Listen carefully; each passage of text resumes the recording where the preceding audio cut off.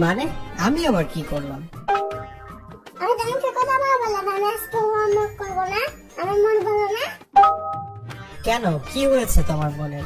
আমার মনে অনেক শব্দ লেগেছে এই জন্য। এটা কি করে সম্ভব?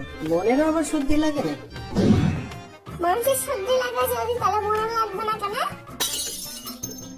সবসময় নিজের কথা কেন চিন্তা করো? মানুষের কথা, মনের কথা, সবার কথা চিন্তা করতে হবে। বিক্রি মাছ কোথাকার?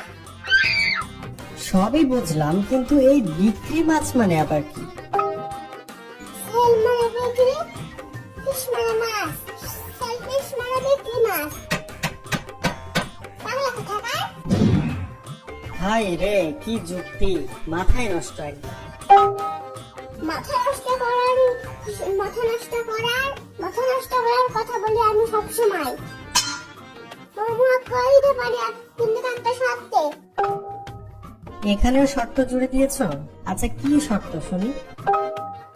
আমাকে 10 লাখ টাকা দাও এখন, তাহলে আমি হোমওয়ার্ক করে দেবো। কি বলো এসব? পাগল নাকি? আমার পকেটে তো এখন 10 টাকাই নাই, আমি 10 লক্ষ টাকা কোথায় পাবো? তাহলে হোমওয়ার্ক নিতে আসে কেন? ভাগো। আরে দাঁড়াও, মাথায় একটা বুদ্ধি আসছে। একটু কেনাকাটা করলেই তো এখন 10 লক্ষ টাকা পুরস্কার পাওয়া যাচ্ছে। তাহলে মার্কেট করে 10 লক্ষ টাকা পুরস্কার পেয়ে সেটা তোমাকে দিব। আচ্ছা ঠিক আছে, তাহলে কালকে আমরা মার্কেট করব। একটা টেলিভিশন কিনবো, একটা ফ্রিজ কিনবো, আর সবকিছু কিনে আম্মুকে হেল্প করব। এগুলো কিনে আম্মুকে হেল্প করা হয়ে যাবে, আর আবার 10 লক্ষ টাকা জিতা হয়ে যাবে। হোমওয়ার্কও কালকে, মার্কেটও কালকে, সবকিছু কালকে কেন? আজকে কেন নয়? সময় এবং স্রোত কিন্তু কারোর জন্য বসে থাকে না।